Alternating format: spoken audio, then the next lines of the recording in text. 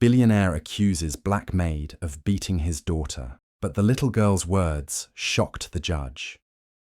The courtroom was packed, every seat filled with eyes fixed on the trembling maid standing at the defendant's table. Across from her sat the billionaire, polished and smug, his arm wrapped protectively around his young daughter.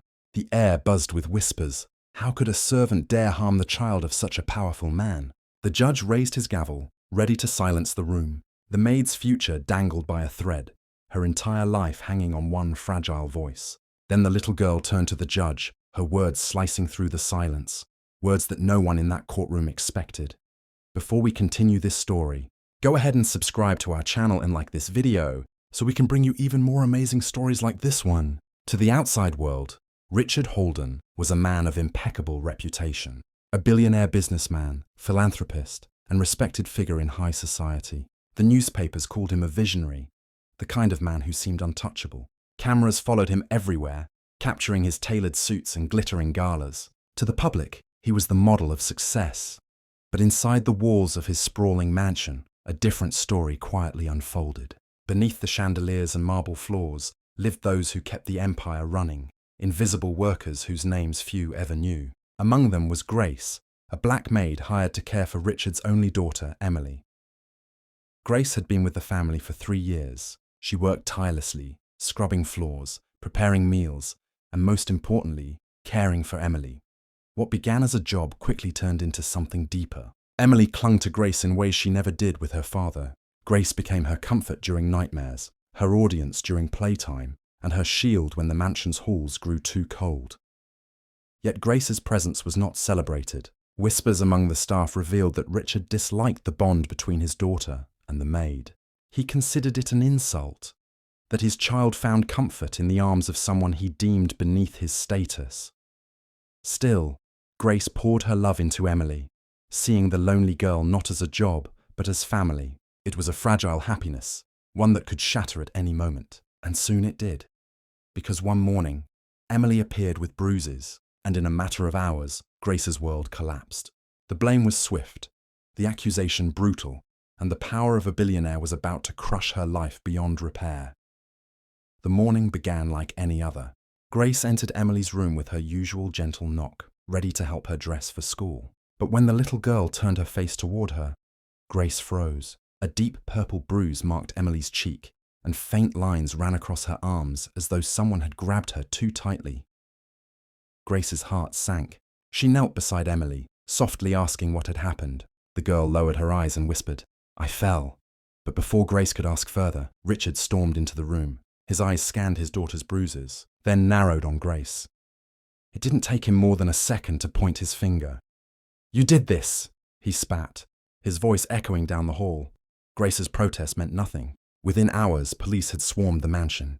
Neighbors craned their necks as Grace, still in her maid's uniform, was handcuffed and led away. She cried out that she was innocent, that she loved Emily like her own. But in a society where power shaped truth, who would believe her over a billionaire? News headlines blared across the city.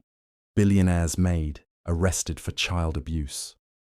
Grace's photo was plastered on every screen, her tear-streaked face frozen as evidence of supposed guilt. Social media erupted with judgment. Strangers called her a monster. Sponsors praised Richard for his courage in protecting his daughter. Behind bars, Grace's spirit broke. She thought of her own children back home, mouths she fed with every dollar earned in that mansion. She thought of Emily, terrified and alone, and she thought of how quickly a lie, when told by the powerful, could erase years of truth. When the trial began, the courtroom was already poisoned. Jurors avoided Grace's eyes, their minds filled with the billionaire's version of events. His lawyers painted her as unstable, desperate, violent. They claimed she resented her position, that jealousy drove her to harm the child she cared for. Every word felt like a dagger, each one sinking deeper. Grace sat silently, holding on to the faintest hope.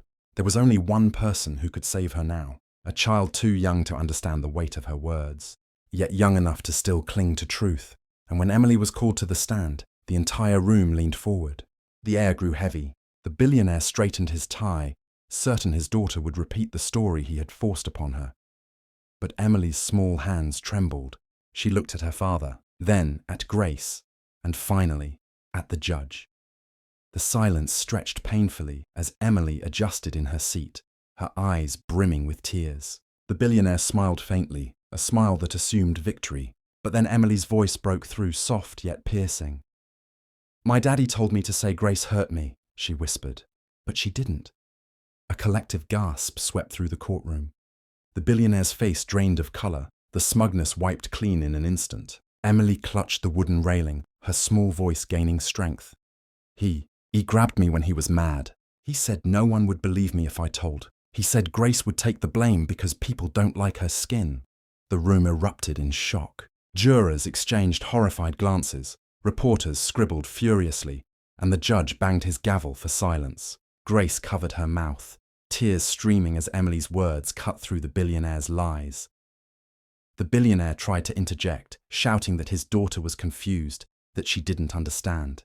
But the damage was done. His power, once unshakable, crumbled beneath the weight of a child's innocence. Emily turned toward Grace, her voice trembling yet steady. "Grace loves me.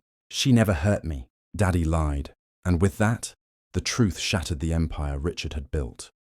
The trial's momentum shifted instantly. Lawyers scrambled, but the billionaire's mask had fallen. Investigations unraveled patterns of anger and abuse long hidden behind his wealth. Grace was exonerated, the charges dismissed with prejudice. When she stepped outside the courthouse, the same cameras that once painted her as a villain now swarmed to capture her freedom. But Grace did not smile for them. Her eyes searched only for Emily. The little girl ran into her arms, clinging tightly, whispering apologies no child should ever have to make. The billionaire's fall was swift. Sponsors cut ties, board members resigned, and whispers of criminal charges echoed across the city. The same society that had blindly celebrated him now recoiled in disgust. His empire, built on intimidation and false appearances, collapsed brick by brick. For Grace, life would never be the same. The scars of humiliation and injustice could not be erased overnight. Yet in Emily's testimony, she found redemption. Not just for herself, but for every voiceless worker silenced by power. The story spread far beyond the courtroom. It became more than a headline. It became a mirror reflecting uncomfortable truths about how easily lies are believed when spoken by the wealthy, about how quickly society judges those who are poor, or black, or powerless, and about how sometimes justice survives only because one innocent voice dares to speak. Grace's name, once dragged through the mud, now stood for resilience, and Emily's courage reminded the world of a lesson often forgotten. Truth has no age, and justice has no color. In the end, the question lingered for everyone who heard the story. How many more Graces sit in silence, accused by power, waiting for someone brave enough to speak the truth?